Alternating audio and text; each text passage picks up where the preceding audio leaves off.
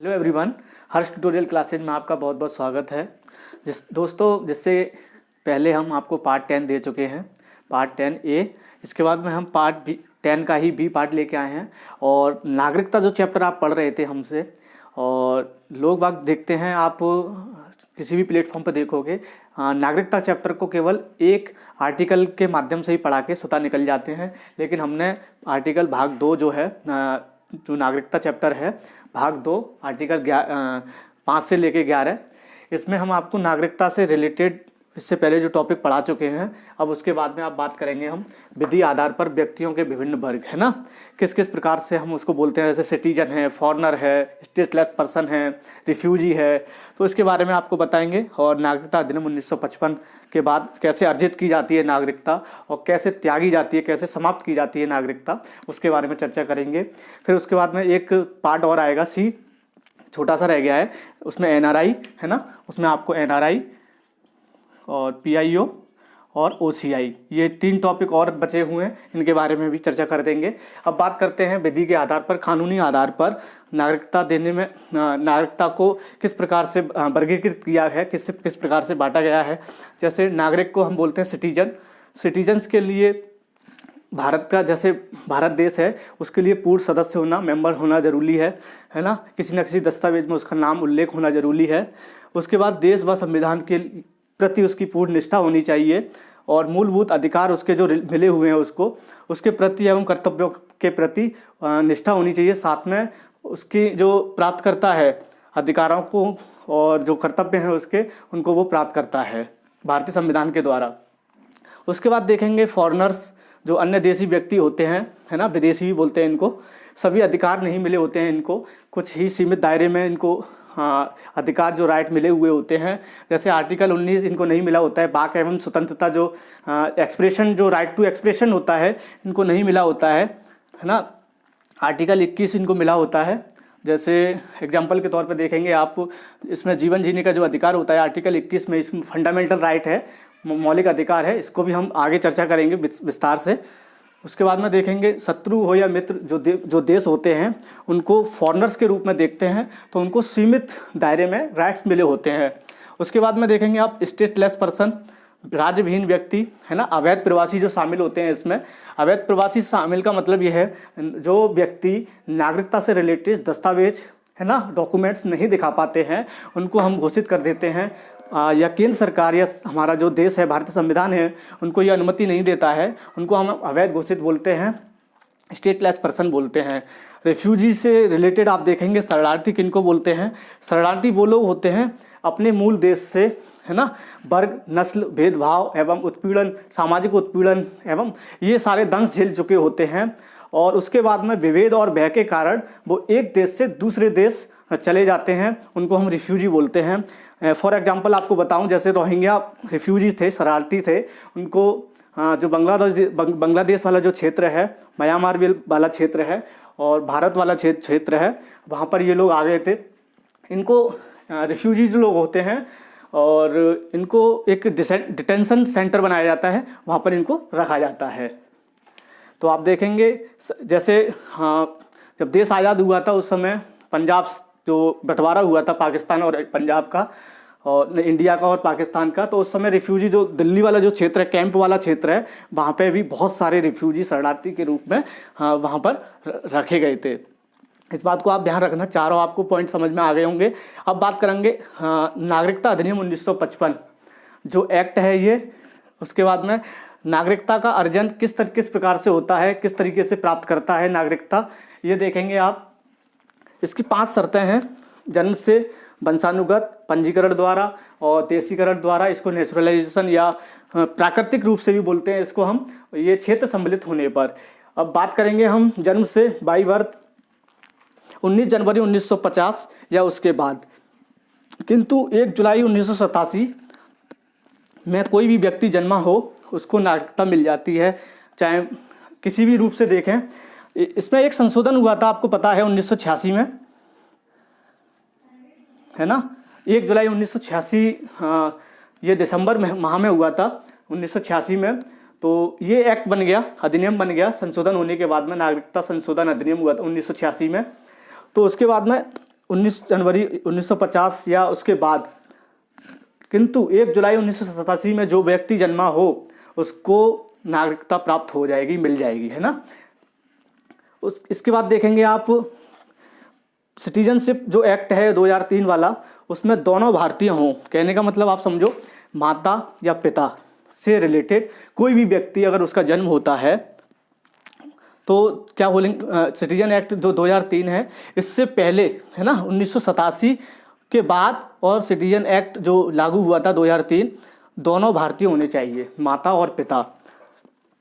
दूसरा अवैध प्रवासी नहीं होगा, कहने का मतलब ये है कोई भी व्यक्ति पिता या माता भारत की नागरिकता मिल चुकी हो और वो उसका जो बच्चा होगा उसको भी भारत की नागरिकता मिल जाएगी, लेकिन वो कौन नहीं होना चाहिए, अवैध प्रवासी नहीं होना चाहिए। ये तो बात रही जन्म से।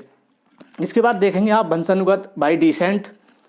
26 जनवरी 1950 से लेके 10 दिसंबर 1992 एक अमेंडमेंट और हुआ था, आपको पता है 1992 में। तो ये अमेंडमेंट आप देखते जाना, 86 में हुआ था, 92 में हुआ था, है ना।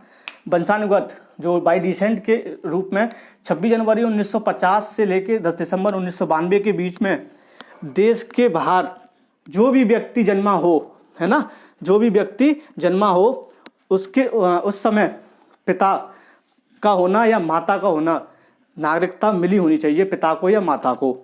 तो जो बच्चा जन्मा होगा उसको भी वंशानुगत के माध्यम से नागरिकता मिल जाएगी भारत की। तो ये बात आपकी समझ में आई। पहला पॉइंट जन्म से वंशानुगत, थर्ड पॉइंट है पंजीकरण। पंजीकरण को समझो, रजिस्ट्रेशन के माध्यम से भारतीय मूल का व्यक्ति जो नागरिक आवेदन कर देता है, पंजीकृत कर देता है, लेकिन वो 7 वर्ष तक भारत में रहा हो। ये वाली बात याद रखना, भारतीय मूल का व्यक्ति जो नागरिक आवेदन से पूर्व, नागरिकता से आवेदन से पूर्व 7 वर्ष भारत में रहा हो तो उसको भी नागरिकता मिल जाएगी। नंबर 2 पॉइंट, भारतीय नागरिक से विवाहित, है ना, भारतीय नागरिक से विवाहित व्यक्ति जो नागरिकता देने से पूर्व 7 वर्ष पहले पूर्व रहा हो उसको भी भारत की नागरिकता मिल जाएगी। ये वाली बात भी याद रखना। ये वाली बात है भारतीय मूल का व्यक्ति, है ना, जो नागरिक आवेदन देने से पूर्व 7 वर्ष भारत में रहा हो। ये विवाहित जोड़े की बात कर रहा है, भारतीय विवाहित जोड़ा से रिलेटेड व्यक्ति जो नागरिकता देने से पूर्व, है ना, 7 वर्ष रहा हो, इसको भी भारत की नागरिकता मिल जाएगी। लेकिन इसमें क्या होगा, भारतीय नागरिकता के जो नाबालिग बच्चे होंगे, नाबालिग बच्चे का मतलब ये है पंजीकरण नहीं कराया है उन्होंने, 7 वर्ष पूर्व रह रहे हैं और पंजीकरण नहीं कराया है, बच्चा हो जाता है, उसको हम नाबालिग बच्चा घोषित कर देंगे, उसको भारत की नागरिकता नहीं मिलेगी। ये बात रही आपकी पंजीकरण रजिस्ट्रेशन के माध्यम से। अब बात करेंगे देशीकरण के माध्यम से। देशीकरण जो नेचुरलाइजेशन है और इसको बोलते हैं हम प्रकृति के माध्यम से, है ना। तो निश्चित अवधि का तक तो निवास किया हो भारत में, है ना, काफ़ी टाइम ड्यूरेशन तक वो रहा हो, तो ये भी इसके माध्यम से क्या मिल जाती है, नागरिकता मिल जाती है। नंबर 1। नंबर 2 देखेंगे, ऐसे देश का नागरिक ना हो जहां भारतीय नागरिकता नहीं मिलती हो, है ना, ऐसे देश का नागरिक ना हो जहां भारतीय नागरिकता नहीं मिलती हो, भारत के नागरिक को नागरिकता नहीं मिलती हो। नंबर 3, अन्य देश की नागरिकता त्याग कर भारत की नागरिकता ग्रहण कर सकता है, किसके माध्यम से, नेचुरलाइजेशन के माध्यम से, क्योंकि यहाँ सिंगल सिटीजनशिप का बात कहते हैं। भारतीय संविधान में इकहरी नागरिकता की बात की गई है जो ब्रिटेन से ली गई थी, है ना, क्योंकि वहाँ पे भी सिंगल सिटीजनशिप की बात की गई है। और यूएस में आपको पता है दोहरी नागरिकता है, अपवाद था जम्मू कश्मीर हमारा, अब तो हट गया है। इसके बाद देखेंगे अन्य देश की नागरिकता त्याग कर भी भारतीय नागरिकता ग्रहण कर सकता है। नंबर 4 देखेंगे, 8वीं जो अनुसूची है भारतीय संविधान की, 8वीं अनुसूची है एक भाषा का अच्छा, है ना। 8वीं अनुसूचियाँ पढ़ाएंगे, 12 हैं, और 8वीं अनुसूची में भाषा की बात की गई है। उसमें जो लैंग्वेज हैं 22 भाषाएं हैं, उसमें से किसी एक अच्छी भाषा का अच्छा ज्ञाता हो, है ना, अच्छा चरित्र वाला हो, तो उसको भी नागरिकता मिल जाती है। नंबर 4 इसके बाद देखेंगे 5-6 हाँ, विशेष उपबंध के तहत छूट मिलती है व्यक्ति को, विज्ञान हो, दर्शन हो, कला हो, साहित्य हो, विश्व शांति हो, मानव कल्याण हो, इसके लिए भी इन चीज़ों में इन्होंने अच्छा प्रदर्शन किया हो तो इस उपबंध के माध्यम से व्यक्ति को छूट मिलती है, नागरिकता भारत की मिल जाती है। विशेष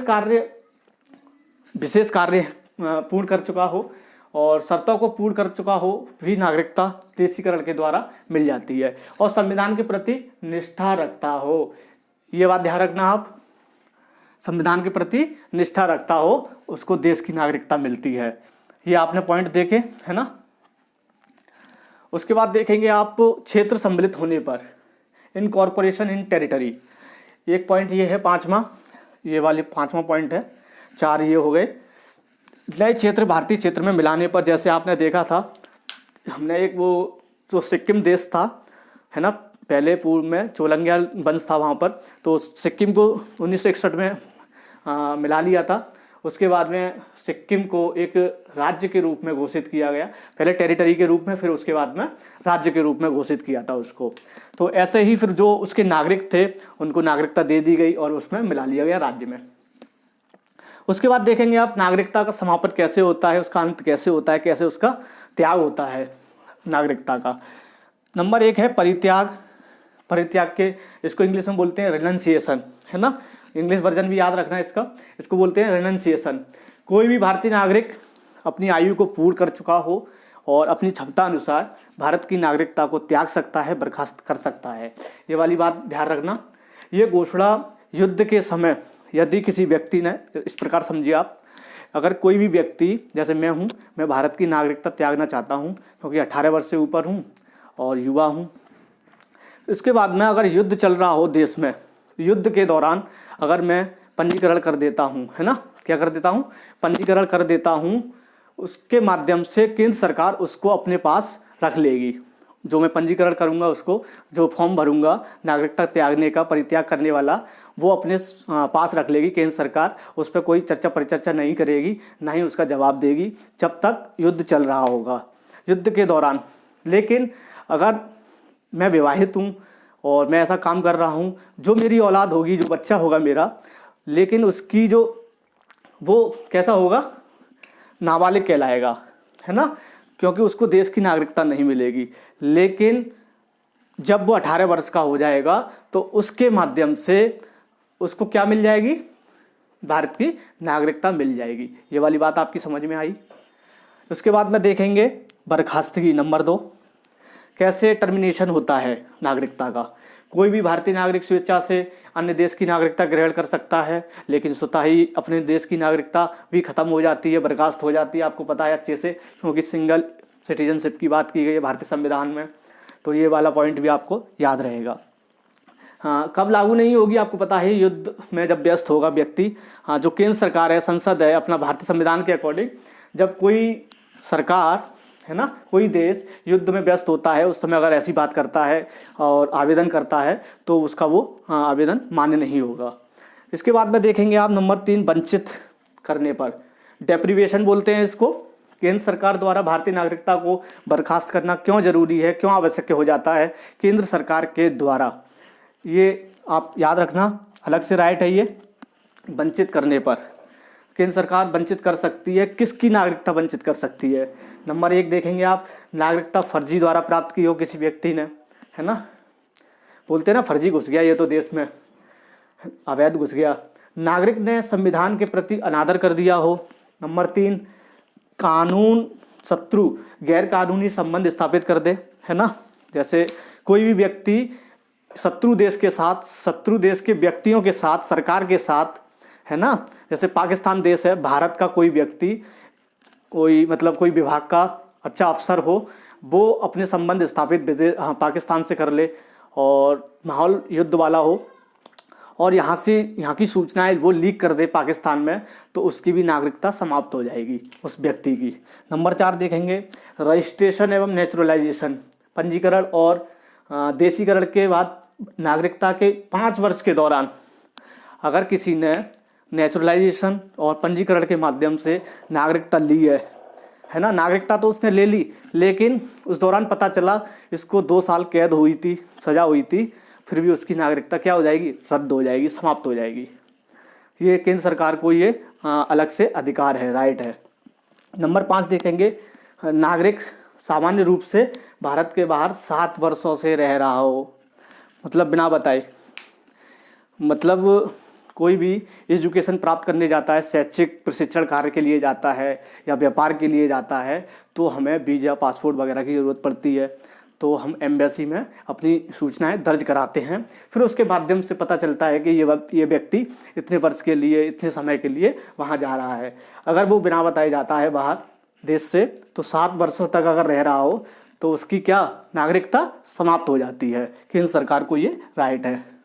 तो मोटा मोटी आपने देखा। उसके बाद में हम देखेंगे जो अगला जो पार्ट आएगा इसका ही सी पार्ट, NRI, PIO और OCI, इसमें भी डिफरेंस बता देंगे और कुछ ऐसे तथ्य भी बता देंगे 5-7, जिससे आपका कोई भी नागरिकता से रिलेटेड कोई भी एग्जाम हो, किसी भी लेवल का एग्जाम हो, ये गारंटी है कोई भी प्रश्न नहीं छूटेगा। बहुत बहुत धन्यवाद, थैंक यू। लाइक करें, सब्सक्राइब करें, बेल आइकन जरूर दबा लें।